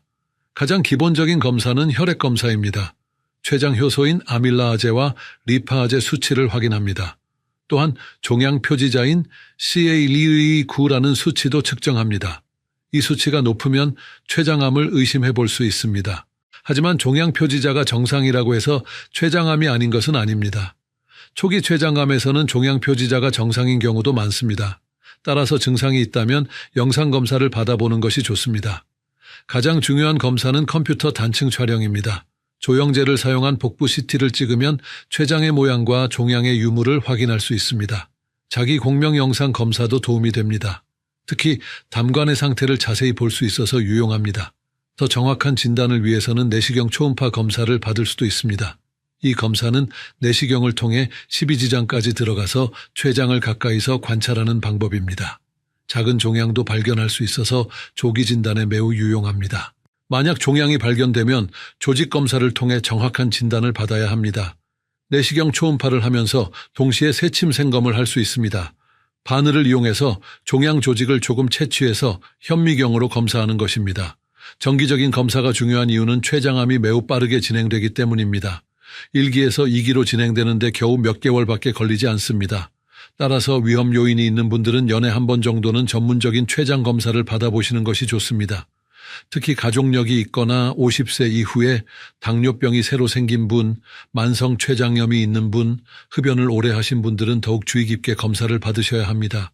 또한 헬리코박터 파일로리 감염이 있거나 비만한 분들도 위험도가 높습니다. 검사를 받을 때는 반드시 전문 의료진과 상담하시기 바랍니다. 증상을 정확히 설명하고 가족력이나 과거 병력도 자세히 말씀해 주세요. 이런 정보들이 정확한 진단에 매우 중요합니다. 세 번째 해결책은 생활습관 개선을 통한 예방입니다. 췌장암을 완전히 예방할 수 있는 방법은 없지만 위험도를 줄일 수 있는 방법들은 있습니다. 가장 중요한 것은 금연입니다. 흡연은 췌장암의 가장 확실한 위험 요인 중 하나입니다. 흡연자는 비흡연자에 비해 췌장암 발생 위험이 2배에서 3배까지 높아집니다. 흡연이 췌장암을 일으키는 이유는 담배 속의 발암물질들이 혈액을 통해 췌장에 도달하기 때문입니다. 이 물질들이 췌장세포의 DNA를 손상시켜서 암을 유발합니다. 따라서 지금이라도 금연을 시작하시는 것이 중요합니다. 금연 후 5년이 지나면 췌장암 위험도가 상당히 줄어듭니다. 금연이 어려우시다면 금연 클리닉을 이용해 보시기 바랍니다. 전국 보건소에서 무료로 금연 상담과 치료를 받을 수 있습니다. 니코틴 패치나 금연 보조제도 도움이 됩니다. 가족들의 도움과 격려도 매우 중요합니다. 두 번째로 중요한 것은 적절한 체중 관리입니다. 비만은 췌장암의 위험 요인 중 하나입니다. 체질량 지수가 30 이상인 비만한 분들은 정상 체중인 분들에 비해 췌장암 위험이 20% 정도 높습니다. 따라서 적절한 체중을 유지하는 것이 중요합니다. 체중 관리를 위해서는 균형 잡힌 식단과 규칙적인 운동이 필요합니다. 하루에 30분 이상 걷기나 가벼운 운동을 하시는 것이 좋습니다. 무리한 운동보다는 꾸준히 할 수 있는 운동을 선택하시기 바랍니다. 식습관도 매우 중요합니다. 기름진 음식과 가공육을 많이 드시면 췌장암 위험이 높아집니다. 반대로 신선한 채소와 과일을 많이 드시면 위험도가 줄어듭니다. 특히 브로콜리, 양배추, 시금치 같은 녹색 채소들이 도움이 됩니다. 음주도 절제하셔야 합니다. 과도한 음주는 만성 췌장염을 일으킬 수 있고 이는 췌장암의 위험 요인이 됩니다. 남성의 경우 하루에 소주 한 잔, 여성의 경우 반잔 정도가 적당한 음주량입니다. 가능하면 금주하시는 것이 가장 좋습니다. 당뇨병이 있으신 분들은 혈당을 잘 조절하시는 것이 중요합니다. 혈당이 잘 조절되지 않으면 췌장에 지속적인 부담을 주게 됩니다. 정기적으로 병원을 방문해서 혈당 검사를 받고 의사 선생님의 지시에 따라 약물 치료를 받으시기 바랍니다. 스트레스 관리도 중요합니다. 만성적인 스트레스는 우리 몸의 면역 기능을 떨어뜨려서 암 발생 위험을 높일 수 있습니다. 충분한 수면을 취하고 취미 활동을 즐기며 가족이나 친구들과 좋은 시간을 보내시기 바랍니다. 정기적인 건강검진도 빼놓을 수 없습니다. 년에 한 번 이상은 기본 건강검진을 받으시고 위험 요인이 있다면 전문적인 췌장 검사도 받아보시기 바랍니다. 조기 발견이 생존율을 크게 높일 수 있습니다. 이런 생활 습관들을 지키시면 췌장암뿐만 아니라 다른 질병들도 예방할 수 있습니다. 건강한 생활 습관은 전반적인 건강 상태를 개선시켜 줍니다. 지금부터라도 차근차근 실천해 나가시기 바랍니다. 계절별로 주의해야 할 사항들도 있습니다. 특히 겨울철에는 활동량이 줄어들면서 체중이 증가하기 쉽습니다. 실내에서도 할 수 있는 간단한 운동을 꾸준히 하시는 것이 좋습니다. 스트레칭이나 제자리 걷기 같은 운동도 도움이 됩니다. 여름철에는 더위 때문에 식욕이 떨어질 수 있습니다. 하지만 영양 부족이 되지 않도록 균형 잡힌 식사를 하시는 것이 중요합니다. 차가운 음식만 드시지 마시고 따뜻한 음식도 적절히 드시기 바랍니다. 봄과 가을은 건강 관리하기 좋은 계절입니다. 날씨가 좋을 때 야외 활동을 늘리시고 신선한 제철 과일과 채소를 많이 드시기 바랍니다. 이런 작은 실천들이 모여서 큰 건강 효과를 가져옵니다. 약물 복용에 대해서도 말씀드리겠습니다. 평소 복용하고 계신 약물들이 있으시다면 정기적으로 의사와 상의하셔야 합니다. 일부 약물들은 오래 복용하면 췌장에 부담을 줄 수 있습니다. 특히 당뇨병 약물을 복용하고 계신 분들은 더욱 주의해야 합니다. 약물의 종류와 용량을 임의로 바꾸지 마시고 반드시 의사와 상의하시기 바랍니다. 혈당 조절이 잘 안 된다고 해서 무작정 약을 늘리는 것은 위험할 수 있습니다. 소화제나 제산제도 남용하지 마시기 바랍니다. 소화불량이 지속된다면 약으로 해결하려 하지 마시고 병원을 방문해서 정확한 원인을 찾아보시는 것이 좋습니다. 증상을 감추는 것보다 원인을 찾는 것이 더 중요합니다. 건강기능식품에 대해서도 신중하시기 바랍니다. 췌장에 좋다고 광고하는 제품들이 많이 있지만 의학적으로 효과가 입증된 것은 많지 않습니다. 오히려 일부 제품들은 췌장에 부담을 줄 수도 있습니다. 복용하기 전에 의사와 상의하시는 것이 안전합니다. 여러분이 자주 궁금해하시는 질문들에 대해 답변 드리겠습니다. 첫 번째 질문입니다. 췌장암 가족력이 있으면 무조건 걸리나요? 가족력이 있다고 해서 반드시 췌장암에 걸리는 것은 아닙니다. 하지만 위험도는 일반인보다 높아집니다. 직계 가족 중에 췌장암 환자가 있으면 위험도가 약 2.5배 정도 높아집니다. 2명 이상이 있으면 더욱 높아집니다. 하지만 걱정만 하고 계실 필요는 없습니다. 정기적인 검사를 통해 조기 발견할 수 있다면 충분히 치료 가능합니다. 가족력이 있으신 분들은 40세부터는 년에 한 번씩 전문적인 검사를 받아보시는 것을 권합니다. 또한 생활습관 관리가 더욱 중요합니다. 금연, 절주, 적절한 체중 유지, 규칙적인 운동 등을 통해 위험도를 상당히 줄일 수 있습니다. 유전적인 요인은 바꿀 수 없지만 환경적인 요인은 우리가 조절할 수 있습니다. 두 번째 질문입니다. 췌장암 검사는 어디서 받을 수 있나요? 가장 기본적인 검사는 내과에서 받을 수 있습니다. 혈액 검사와 복부 초음파 정도는 일반 내과에서도 가능합니다. 하지만 더 정밀한 검사를 위해서는 대학병원이나 종합병원의 소화기 내과를 방문하시는 것이 좋습니다. 컴퓨터 단층 촬영이나 자기공명 영상 검사는 영상의학과에서 받을 수 있습니다. 내시경 초음파 검사는 소화기 내과에서 시행합니다.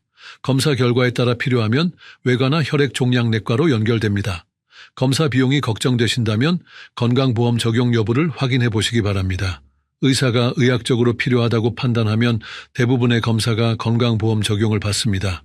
본인 부담금은 검사 종류에 따라 다르지만 그리 부담스럽지 않은 수준입니다. 세 번째 질문입니다. 췌장암 수술 후 생활은 어떻게 달라지나요? 췌장 수술은 매우 복잡한 수술이지만 최근에는 수술 기법이 많이 발전했습니다. 수술 후 회복 기간은 개인차가 있지만 보통 한 달에서 2달 정도 걸립니다. 처음에는 소화 기능이 떨어져서 소량씩 자주 드셔야 합니다. 수술로 췌장의 일부를 제거하면 소화효소와 인슐린 분비에 영향을 받을 수 있습니다. 따라서 소화효소제를 복용해야 할 수도 있고 당뇨병이 새로 생기거나 악화될 수도 있습니다. 하지만 적절한 치료를 받으면 일상생활에 큰 문제는 없습니다. 식사는 소량씩 자주 하시는 것이 좋습니다. 기름진 음식은 피하시고 단백질과 비타민이 풍부한 음식을 드시기 바랍니다. 정기적인 외래 진료를 통해 경과를 확인하고 필요한 치료를 받으시면 됩니다. 네 번째 질문입니다. 췌장암 예방에 좋은 음식이 있나요? 특별히 췌장암을 예방하는 음식은 없지만 전반적으로 건강에 좋은 식단이 도움이 됩니다. 신선한 채소와 과일을 많이 드시는 것이 좋습니다. 특히 브로콜리, 양배추, 케일 같은 십자화과 채소들이 도움이 된다는 연구 결과가 있습니다. 견과류도 좋습니다. 호두, 아몬드, 땅콩 등에는 불포화 지방산과 비타민이 풍부해서 한겸 효과가 있습니다. 하루에 한 줌 정도 드시는 것이 적당합니다. 생선도 자주 드시기 바랍니다. 특히 등푸른 생선에는 오메가3 지방산이 풍부해서 염증을 줄여주는 효과가 있습니다. 일주일에 2-3번 정도 드시면 좋습니다. 반대로 피해야 할 음식들도 있습니다. 가공육, 튀긴 음식, 과도한 당분이 들어간 음식은 줄이시는 것이 좋습니다. 술과 담배는 가능하면 끊으시기 바랍니다. 오늘 말씀드린 내용들을 정리해 보겠습니다. 췌장암은 조기 발견이 매우 중요한 질병입니다. 5가지 주요 증상인 지속적인 소화불량, 복부와 등의 통증, 원인 모를 체중 감소, 새로 생긴 당뇨병, 황달 중에서 2개 이상이 나타나면 반드시 병원을 방문하셔야 합니다. 정기적인 건강검진과 전문적인 검사를 통해 조기에 발견할 수 있다면 치료 가능성이 크게 높아집니다. 특히 위험 요인이 있는 분들은 더욱 적극적으로 검사를 받으시기 바랍니다. 생활습관 개선을 통해 췌장암 위험도를 줄일 수 있습니다. 금연, 적절한 체중 유지, 균형 잡힌 식단, 규칙적인 운동, 절주 등이 중요합니다. 앞으로 7일 동안 실천해 보실 과제를 드리겠습니다. 첫째, 오늘 말씀드린 5가지 증상을 체크해 보시기 바랍니다. 둘째, 가족력이나 위험 요인이 있다면 언제 검사를 받을지 계획을 세워보세요. 셋째, 금연이나 체중 관리 등 개선할 생활 습관을 하나씩 실천해 보시기 바랍니다. 다음 주에는 대장암의 초기 증상과 예방법에 대해 자세히 알아보겠습니다. 대장암도 조기 발견이 매우 중요한 암 중 하나입니다. 어떤 증상들을 주의해야 하는지, 어떤 검사를 받아야 하는지 구체적으로 말씀드릴 예정입니다. 구독 버튼을 누르시고 알림 설정을 해두시면 새로운 영상을 놓치지 않고 보실 수 있습니다. 마지막으로 다시 한번 강조드리고 싶은 것은 오늘 제가 드린 정보는 의학적 참고 자료일 뿐이며 정확한 진단과 치료는 반드시 의료 전문가와 상담하셔야 한다는 점입니다. 의심스러운 증상이 있으시다면 주저하지 마시고 병원을 방문하시기 바랍니다.